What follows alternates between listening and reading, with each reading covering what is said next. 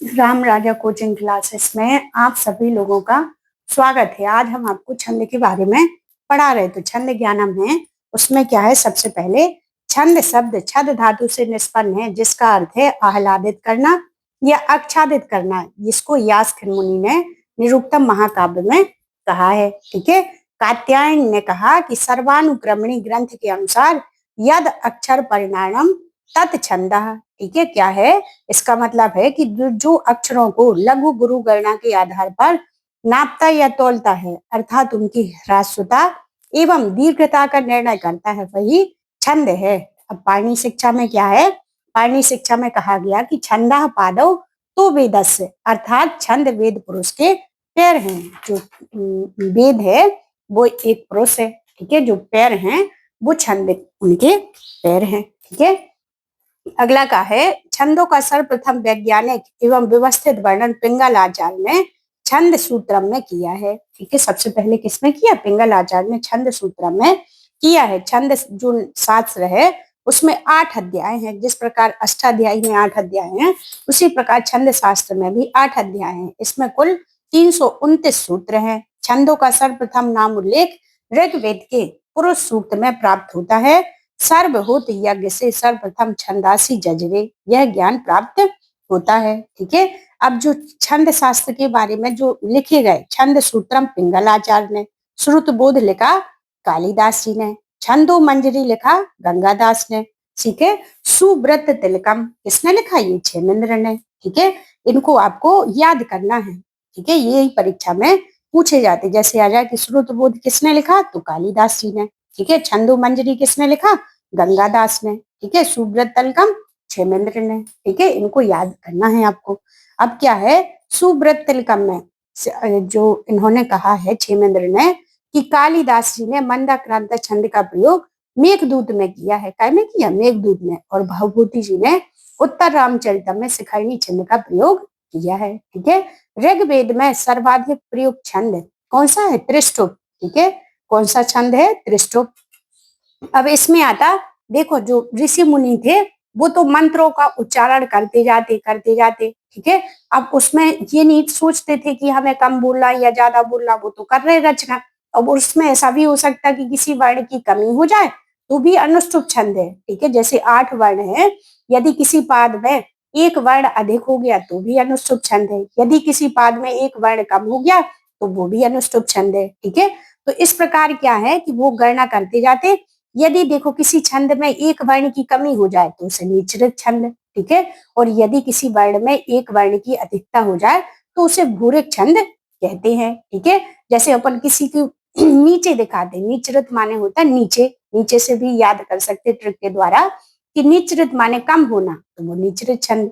ठीक है, भूरिक भूरिक भूरिक प्रशंसा, किसी की हम अच्छी प्रशंसा करते तो धीरे धीरे प्रशंसा करते, तो भूरिक मीन्स होता बढ़ना। जैसे कहा जाता कि अनुष्टुप छंद में 8 वर्ण होते हैं। यदि किसी पाद में एक वर्ण कम हो गया तो वो निचृत अनुष्टुप छंद, यदि किसी पाद में एक वर्ण अधिक हो गया तो उसे भूरिक अनुष्टुप छंद कहते हैं। ठीक है, अब आता कि छंदों का विभाजन। छंदों का विभाजन क्या कहलाता, कि देखो हम आपके लिए बढ़िया बढ़िया जानकारी लेके आ रहे हैं। जो संस्कृत साहित्य से जितनी भी परीक्षाएं हैं, उन परीक्षाओं में जो भी टॉपिक है उनको टॉपिक बाय टॉपिक हम आपको याद करा रहे। तो इस प्रकार जानकारी प्राप्त करने के लिए आपको अच्छी लगे तो चैनल को सब्सक्राइब, लाइक और शेयर करना है, ताकि सभी टॉपिक आप तक पहुंच सके। इसमें हमने आपको अनुष्टुप छंद बहुत अच्छे से पढ़ाया। ठीक है, उसमें हमने आपको जो वर्ण उच्चारण होते, ठीक है, महेश्वर सूत्र आदि सब चीजें आपके डिस्क्रिप्शन में जाकर के आप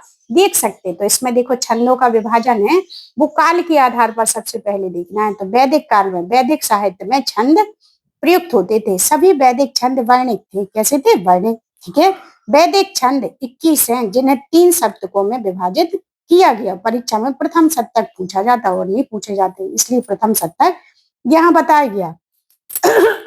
लौकिक छंद क्या है, कि लौकिक रामायण में प्रयुक्त लौकिक छंदों का सर्वप्रथम प्रयोग किया गया। जिनकी रचना की जाए वो लौकिक है, और जो बोले जाए वो कौन है, वैदिक छंद। ठीक है, वाल्मीकि जी ने सबसे पहले रामायण में अनुष्टुप छंद का प्रयोग किया है। तो प्रथम शतक है, प्रथम शतक में गायत्री छंद में 24 वर्ण होते हैं। ठीक है, कितने वर्ण होते हैं? 24 वर्ण। उष्णिक में 28 वर्ण, अनुष्टुप में 32 वर्ण, 8 चौको 32, वृहति में 36 वर्ण, पंक्ति में 40 वर्ण, त्रिष्टुप में 44 वर्ण, जगति में 48 वर्ण। ठीक है, तो इस प्रकार जैसे गायत्री का याद हो गया तो गायत्री में 4 4 4 4 4 4 जोड़ते जाएंगे।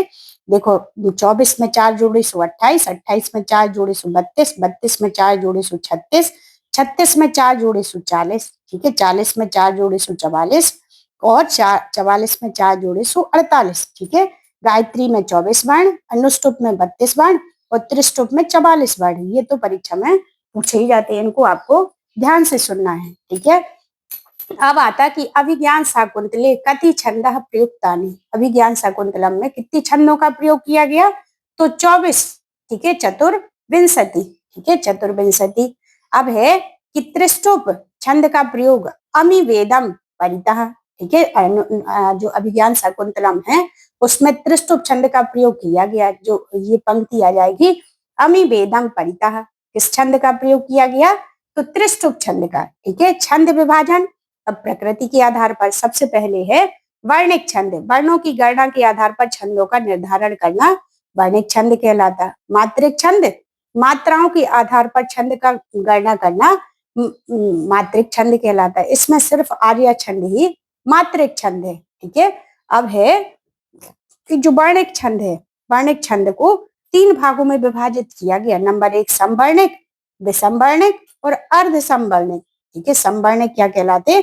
कि चारों चरणों में समान वर्ण होना। जैसे अनुष्टुप छंद है तो इसमें चारों वर्ण समान होते हैं। विषमवर्णिक चारों वर्णों में भिन्न भिन्न वर्ण का होना, जैसे उद्गाता। अर्ध समवर्णिक 2 चरणों में समान वर्ण होना, जैसे वियोगनी और पुष्पिताग्र। जैसे अपना अनुष्टुप छंद है तो अनुष्टुप छंद में चारों पादों में 8 वर्ण हैं। ठीक है, विषमवर्णिक जैसे उद्गाथा। ठीक है, अर्ध समवर्णिक इसमें आता वियोगनी और पुष्पिताग्र।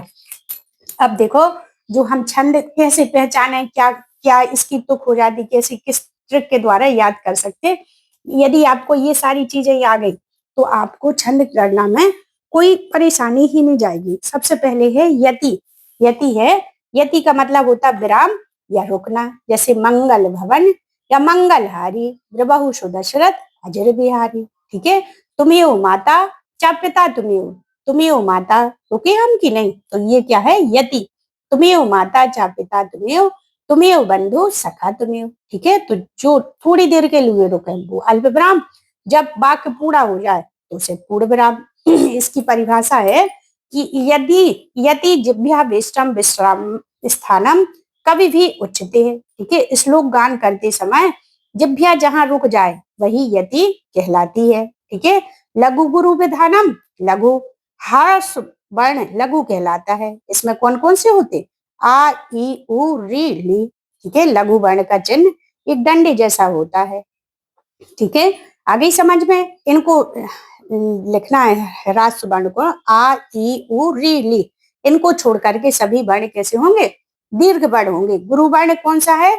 संयोगी गुरु दीर्घम चा दीर्घ वर्णों और संयुक्त गुरु वर्ण कहलाते हैं। ठीक है, गुरु वर्ण का जो चिन्ह होता वो एस जैसा होता है, जैसा हमारा अवग्रह होता।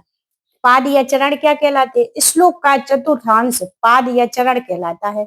सभी श्लोकों में 4 चरण होते हैं। कितने चरण होते? 4 लाइनें दी होंगी। ठीक है, और इनमें जितनी भी लाइनें होंगी उन सभी लाइनों में 8 वर्ण होंगे यदि अनुष्टुप छंद है। ठीक है, गायत्री छंद में 3 लाइन या 3 पाद होते हैं, इसलिए इसमें 24 वर्ण होते हैं। परीक्षा में आता कि त्रिपाद युक्त छंद का, 3 पादों युक्त छंद कौन सा है? तो गायत्री छंद। कौन सा है हमारा? गायत्री छंद। ठीक है, अब है कि छंद गणना के नियम कौन कौन से होते? छंद गणना के नियम है कि लघु वर्ण आ ई उ री ली पर ह्रास्व का चिन्ह डंडे जैसा लगाया जाता है। दीर्घ वर्ण क्या है? ह्रास्व वर्ण को छोड़ करके सभी दीर्घ वर्णों पर गुरु मात्रा लगाई जाती। ठीक है, तो देखो इसमें क्या है? तीसरा नियम है कि री। ठीक है, री क्री प्रा, इसमें क्या है? ये झुकने वाली मात्राएं हैं। कैसे झुकी? आप नीचे की तरफ झुकी है, इसलिए इनको हमने अपनी तरफ से नाम विनम्र मात्रा दे दिया, इसका लघु मात्रा लगाई जाएगी। यदि ऐसी मात्रा झुकी है तो लघु वर्ण। इसमें क्या है, ये चुभने वाली मात्राएं, ये हमारी तरफ है तो चुभने वाली मात्राओं में गुरु आगे वाले वर्ण को गुरु कर देता। ठीक है, जैसे लिखा विप्र, तो विप्र क्या है, वी है हमारा छोटा, लेकिन इसमें रा की रकार है इसलिए गुरु हो गया, ये लघु हो गया। ठीक है, अप्राकृति, अप्राकृति या कैसा है, लघु, लेकिन प्रा की मात्रा के कारण ये गुरु हो गया। ठीक है, ये लघु, ये लघु, ये लघु। ठीक है, रेफ से पूर्व वाला वर्ण गुरु हो जाता, कैसा हो जाता, गुरु हो जाता। जैसे अर्थ लिखा है तो अर्थ आ कैसा है, छोटा, लेकिन इसमें रा की रकार की वजह से ये गुरु हो गया, ये लघु। आशीर्वाद, बड़ा आ तो गुरु, बड़ी सी तो गुरु, और छोटी सी होती तो भी ये गुरु होता, क्योंकि इस पे रा की रकार लगी हुई है। ठीक है, और वाह गुरु, ये लघु। ठीक है, आधा वर्ण या हलंत युक्त वर्ण आगे वाले वर्ण को ह्रास होते हुए पे भी गुरु बना देता। ये समझना है इस पाठ को। तो इसमें क्या है, जैसे अल्प लिखा है तो ला कैसा है, आ है छोटा, लेकिन आधी ला के कारण ये गुरु हो गया, ये लघु हो गया। अल्प वर्ण, ये आधा है, आधे वर्ण के कारण आ हो गया गुरु, पा लघु, वा लघु है, लेकिन रा की रकार की वजह से ये गुरु, ये लघु। ठीक है, जैसे अनिवार्यम लिखा तो आ लघु, ये लघु, और ये गुरु। ठीक है, और गुरु नहीं होता तो भी गुरु हो जाता। और या कैसा है, या के पीछे माँ आधा है इसलिए भी ये गुरु हो गया। अनुस्वार एवं विसर्ग युक्त वर्ण स्वयं गुरु हो जाते।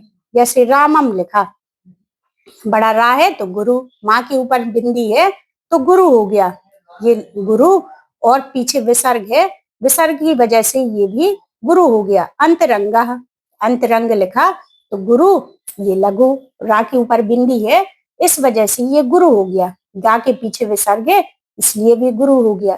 ठीक है, संयुक्त व्यंजन स्वयं लघु चिन्ह इनके आगे वाले वर्ण को गुरु कर देते। ठीक है, जैसे संस्कृत में 3 संयुक्त व्यंजन है, छत्रक, क्या।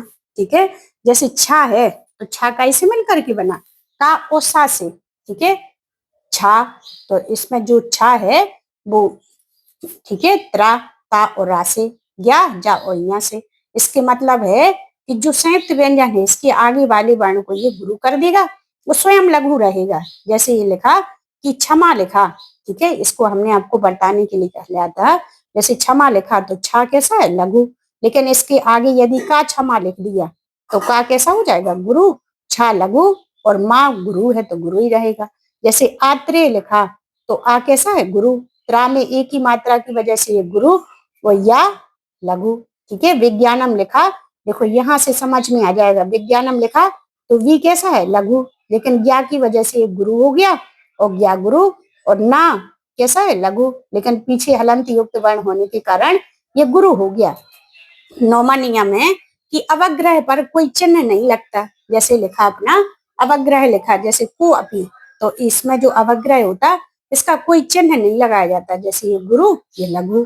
ठीक है, ये गुरु, ये गुरु, इसका कोई चिन्ह नहीं, या के पीछे आधा माँ है इसलिए ये गुरु हो गया। ठीक है, हमें आशा है कि आपको ये नियम समझ में आए होंगे। आगे की जानकारी हम आपको अगले वाले पार्ट में बताएंगे। Thank you. शेयर जरूर करना है, लाइक करना है और सब्सक्राइब करना है। Thank you.